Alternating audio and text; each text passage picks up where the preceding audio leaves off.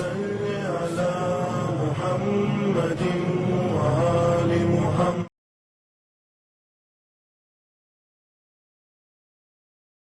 السلام علیکم ورحمۃ اللہ وبرکاتہ۔ پروردگار عالم سے استدعا ہے کہ جہاں بھی ہوں حفظ و امان میں رہ کے پروردگار عالم جہاں جہاں ہمارے مومن مومنات ہیں ان کو عبادت کرنے کی توفیق شامل حال ہو، ایٹماسفیئر اچھا بنا ہوا ہو۔ آج ہم پہلی شب قدر کے اندر میں داخل ہو رہے ہیں، اور یہ 3 دن جو ہے یہ بہت امپورٹنٹ ہوتا ہے ہمارے زندگی کا، پورے سال بھر کا حساب کتاب ہمارا یہ ان 3 شب قدروں میں مکمل طریقے سے لکھا جاتا ہے، چیک کیا جاتا ہے، اور تیسری آخری جو شب قدر ہوتی ہے اس میں پاس کیا جاتا ہے۔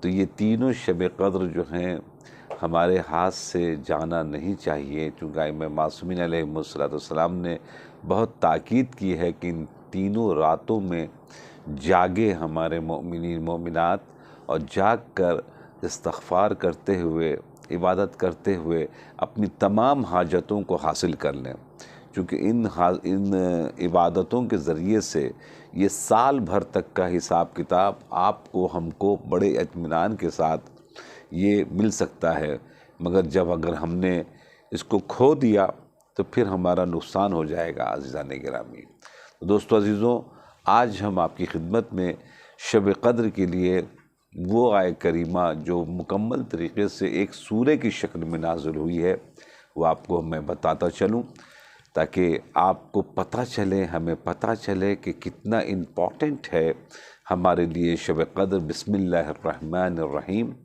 انا انزلناہ فی لیلۃ القدر، بے شک ہم نے شب قدر میں قرآن کو نازل کیا ہے۔ اب ہمارے چھٹے امام ارشاد فرماتے ہیں کہ شب قدر سے مراد جو ہے وہ ہماری جد امجدہ حضرت فاطمہ زہرا سلام اللہ علیہا ہیں، جن کو اس کائنات کے کوئی بھی ایسی ہستی نہیں ہے ہمارے پیغمبر کے علاوہ، مولا کائنات کے علاوہ، اللہ کے علاوہ، کہ جو جناب زہرا کو صحیح طور پر سمجھ سکے کہ یہ کیا چیز ہیں پروردگار عالم کا عظیم ترین تحفہ کا۔ شب قدر سے مراد فاطمہ زہرا سلام اللہ علیہا۔ وما ادراک ما لیلۃ القدر، اور تم کیا جانو شب قدر کیا شے ہے۔ شب قدر کو سمجھنا آسان نہیں ہے۔ لیلۃ القدر خیر من الف شہر، اس کا ڈیفینیشن قرآن مجید نے دیا ہے کہ شب قدر میں جو شب قدر ہے وہ 1000 مہینوں کی راتوں سے ایک رات افضل ہے۔ اللہ اکبر! شب قدر کی ایک رات ایک طرف اور 1000 مہینے کی تمام راتیں ایک طرف۔ وہ 1000 مہینے کو اگر آپ حساب کریں گے تو وہ تقریباً 80 سال بنتا ہے، آلموسٹ 80 سال ایک طرف، اور یہ شب قدر کی ایک رات ایک طرف۔ یہ کتنا بڑا معاملہ ہے جو ہم اور آپ انجام دیتے ہیں، یعنی 80 سال کا معاملہ عبادت کا ہم ایک رات میں انجام دیتے ہیں۔ اور اللہ کہہ رہا ہے کہ تم کیا جانو شب قدر کیا ہے، صرف چھوٹا سا ڈیفینیشن دینے کے لیے تاکہ سمجھ میں آ سکے کہ 80 سال کے برابر ہے شب قدر۔ لیلۃ القدر خیر من الف شہر۔ اس میں ہوتا کیا ہے؟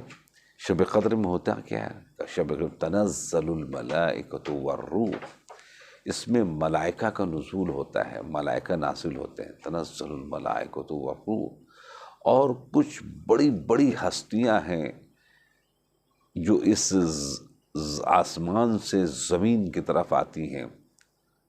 بِإِذْنِ رَبِّهِمْ، کیسے آتی ہیں؟ اپنے اللہ کے حکم سے آتی ہیں، داخل ہوتی ہیں زمین میں۔ اتنے فرشتے آ جاتے ہیں شب قدر میں، پیغمبر اکرم سے روایت ہے کہ زمین پر چلنے کی جگہ نہیں ہوتی ہے، چلنے کی جگہ نہیں ہوتی ہے۔ تنزل الملائکۃ والروح فیہا بإذن ربہم من کل امر، یہ تمام جتنے امور انجام پائیں گے سال بھر میں۔ اب سمجھ لیجیے کس کی شادی ہوگی، کون دنیا میں رہے گا، کون دنیا سے جائے گا، کون بیمار پڑے گا، کون ماشاءاللہ سے مستغنی ہو جائے گا، کون ماشاءاللہ سے مالدار ہو جائے گا، کون حج پہ جائے گا، کون زیارت پہ جائے گا، یہ تمام چیزوں کا حساب کتاب شب قدر کی رات میں جناب لکھا جاتا ہے، تنزل الملائکۃ والروح فیہا بإذن ربہم من کل امر سلام ہی حتی مطلع الفجر۔ اور یہ تمام کے تمام فرشتے جو آتے ہیں یہ مکمل طریقے سے شب قدر میں، یہ جیسی اذان مغرب ہوتی ہے فرشتوں کا نزول شروع ہو جاتا ہے، اب اذان صبح تک یہ تمام فرشتے جو ہیں وہ زمین پر رہتے ہیں اور سلامتی کرتے رہتے ہیں، استغفار کرتے رہتے ہیں، اور ایک مرتبہ فجر کی اذان جیسی ہوتی ہے پھر سب یہ واپس ہونا شروع ہو جاتے ہیں۔ عزیزو دوستو ذرا غور فرمائیں، اس میں دو تین باتیں بڑی امپورٹنٹ ہیں۔ رسول اللہ کے زمانے میں یہ فرشتے نازل ہوتے تھے، قرآن مجید جو ہے وہ صرف رسول کے زمانے کے لیے تو ہے ہی نہیں، یہ ہے قیامت تک کے لیے، تمام مسلمانوں کے لیے۔ تو یہ ملائکہ جو نازل ہوتے تھے اس زمانے میں، رسول اللہ کے زمانے میں تو رسول اللہ کے پاس آتے تھے ملائکہ، اس کے بعد پھر مولا علی کے زمانے مولا علی کے پاس آتے تھے، امام حسین کے زمانے میں امام حسین کے پاس آتے تھے۔ اس وقت وہ فرشتے کس کے پاس آتے ہیں؟ تنزل الملائکۃ، چونکہ یہ جو صیغہ استعمال ہوا ہے یہ استمرار والا ہے، یعنی کہ کنٹینیو، آج بھی فرشتے آ رہے ہیں اور آج بھی نزول فرشتوں کا ہو رہا ہے۔ تو وہ فرشتے کس کے پاس آتے ہیں؟ کس کے پاس آتے ہیں؟ یہ صرف شیعیان حیدر کرار کے پاس جواب ہے۔ وہ فرشتے آتے ہیں امام وقت کے پاس، جو اس زمانے کا حجت خدا ہوتا ہے۔ تو حجت خدا کا عقیدہ کہ وہ زندہ ہیں، اس دنیا میں ہیں، نظروں سے پوشیدہ ہیں۔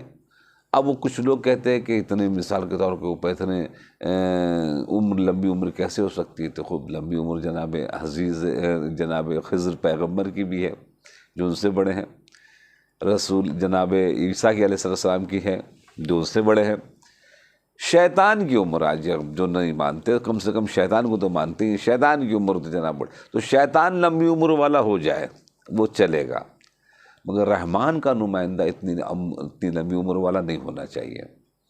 یہ عجیب جناب قسمہ پرسی ہے، یہ عجیب معاملہ ہے کہ جو نورنگی جناب لوگ کرتے ہیں کہ یہ نہیں ہو سکتا، یہ تو آپ کے ماننے سے بوفے سسٹم تو اسلام کا نہیں ہے، جو ہے سو ہے، آپ کو ماننا ہے مانیے، نہ ماننا ہے نہ مانے۔ اب اس کے بعد پھر کہتے ہیں جو چیز ہے وہ تو نظر آئے گی، تو پھر خوب اللہ ہے تو بھی نظر آنا چاہیے، آپ کو نظر کیوں نہیں آتا؟ تو کہا غیب ہے عقیدہ رکھنا پڑتا، بس ہمارے امام بھی غیب ہے عقیدہ رکھنا پڑے گا۔ عزیزان گرامی، عزیزان محترم، ہمارے امام کے پاس آتے ہیں اور آنے کے بعد وہ تمام امور، چونکہ بقیت اللہ خیر لکم ان کنتم مؤمنین، اللہ کا بقیہ تمہارے لیے خیر ہے اگر تم مومنین میں سے ہوئے، تو شب قدر میں جناب غسل کریں۔